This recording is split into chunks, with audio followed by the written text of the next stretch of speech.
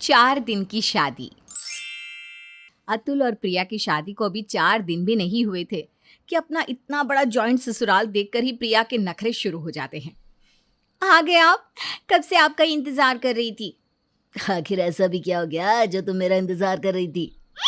मैं सोच रही थी कि हमारी शादी को 2 दिन हो गए।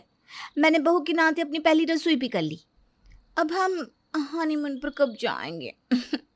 अब मैं चाहती हूँ हम दोनों जल्दी से कुछ दिन के लिए हनीमून पर जाएं और वहां से आकर परिवार वालों से अलग हो जाए।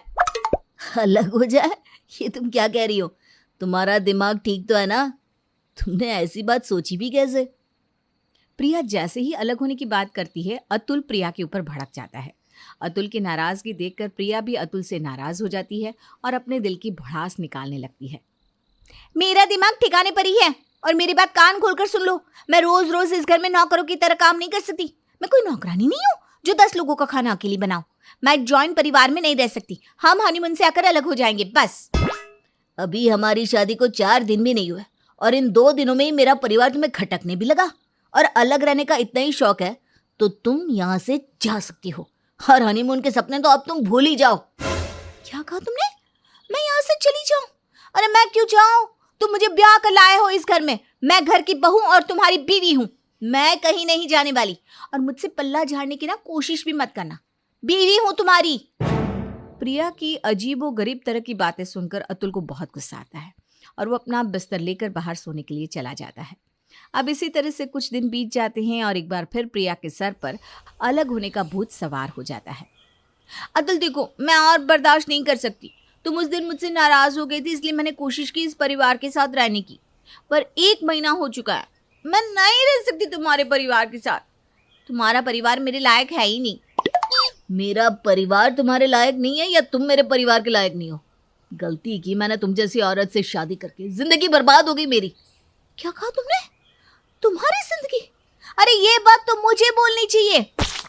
प्रिया बोल ही रही होती है कि अतुल अपना ऑफिस का बैग उठाकर ऑफिस के लिए निकल जाता है। अब प्रिया भी अतुल की इन हरकतों से परेशान हो जाती है और अपनी माँ को फोन करती है। माँ, तुमने कैसे घर में मेरी शादी कर दी? जानती भी हो इस घर में कौन कौन है? सास, ससुर, जेठ, जेठानी, देवर, ननद, इतना बड़ा परिवार। माँ, मैं और एडजस्ट नहीं कर सकती इस घर में। अरे नाराज क्यों होती है? दामाद जी को अपनी मीठी मीठी बातों में फंसा और नौकरी के बहाने या किसी भी बहाने कहीं और शिफ्ट हो जा। अतुल को तो तू ही समझा सकती है। अतुल तेरा पति है, तेरी बात जरूर सुनेगा। मैं भी किससे शिकायत कर रही हूँ जिसने मुझे खुद कुएं में धकेला। अब मुझे ही कुछ करना पड़ेगा। प्रिया अपनी माँ से बात करके फोन रख देती है और अपनी जिद मनवाने के लिए हर समय अतुल से नाराज रहती है, यहाँ तक कि उससे बात करनी भी बंद कर देती है। अब रात को अतुल और प्रिया भी अलग अलग सोते हैं। अपने बहू बेटे के बीच का तनाव शांति से छिपा नहीं था। एक दिन शांति अपनी बड़ी बहू से कहती है, आरती बहू, मुझे कुछ ठीक नहीं लग रहा। कुछ दिनों से अतुल और प्रिया एक दूसरे से बात नहीं कर रहे और अतुल भी कमरे से बाहर सो रहा है। माँ, हुई होगी कुछ बात। पति पत्नी के बीच की बात है। आप बीच में ना पड़े तो अच्छा रहेगा। इग्नोर कीजिए। आरती अपनी सास को सारी बातें नज़रअंदाज करने के लिए कहती है और खाना बनाने की तैयारी करने लगती है। तभी वो देखती है कि प्रिया आराम से सोफे पर बैठकर फ़ोन में गेम खेल रही है। उसे खाली बैठा देख आरती उसे अपनी मदद के लिए बुलाती है। प्रिया, तुम खाली बैठी हो ना? सारा दिन या तो कमरे में रहती हो या फ़ोन में। अरे कभी कमरे की दुनिया से बाहर निकलो और परिवार के साथ बैठो, तभी तो घुल मिल पाओगी परिवार के साथ और अपने ससुराल वालों को पहचान पाओगी। चलो आज ना तुम मेरी थोड़ी मदद करवा दो खाना बनवाने में। माफ़ करना जेठानी जी, पर मुझे खाना बनाना नहीं आता। माँ ने मुझे बस इतना ही खाना बनाना सिखाया था जिससे मैं अपनी पहली रसोई कर सकूं, इसलिए यू कैरी ऑन। प्रिया अपनी जेठानी को उल्टा जवाब देकर वहां से चली जाती है। बेचारी आरती और शांति तो बस देखते ही रह जाते हैं। इसी तरह प्रिया हमेशा घर वालों से उखड़ी उखड़ी रहती और किसी से सीधे मुंह बात भी नहीं करती। एक बार फिर प्रिया और अतुल के बीच में लड़ाई होती है और इस बार लड़ाई उनके कमरे से बाहर आकर परिवार वालों के सामने आ जाती है। देखो प्रिया, मैंने तुमसे 1000 बार कहा है इस बारे में मुझसे बात मत किया करो, क्योंकि जो तुम चाहती हो वो कभी नहीं होगा। क्यों ना करूं? जब जिम्मेदारी उठाने की हिम्मत नहीं थी तो क्यों करी मुझसे शादी? नहीं करनी चाहिए थी ना? तुम्हारे साथ ये रिश्ता अब मुझे बोझ लगने लगा है। जहाँ सब कुछ सिर्फ मैं ही झेल रही हूँ, हर वक्त मैं ही एडजस्ट करती रहूं। अगर तुम्हें ये रिश्ता बोझ लग रहा है ना, तो उठाओ अपना सामान, अपने मायके चली जाओ, क्योंकि अब मैं भी तुम्हारे साथ नहीं रह सकता। मेरे लिए मेरा परिवार पहले है और मैं तुम्हें इस रिश्ते से आजाद करता हूँ। हम डाइवोर्स ले लेते हैं।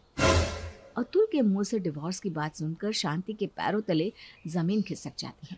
वो अतुल को एक तमाचा मारते हुए कहती है, अतुल पागल हो गया है, बहू को छोड़ने की बात कर रहा है। हमारे पूरे खानदान में किसी का डिवोर्स नहीं हुआ और तुम्हारी शादी को अभी दिन ही कितने हुए हैं और तुम दोनों एक दूसरे से अलग होना चाहते हो। मेरे जीते जी ऐसा कभी नहीं होगा।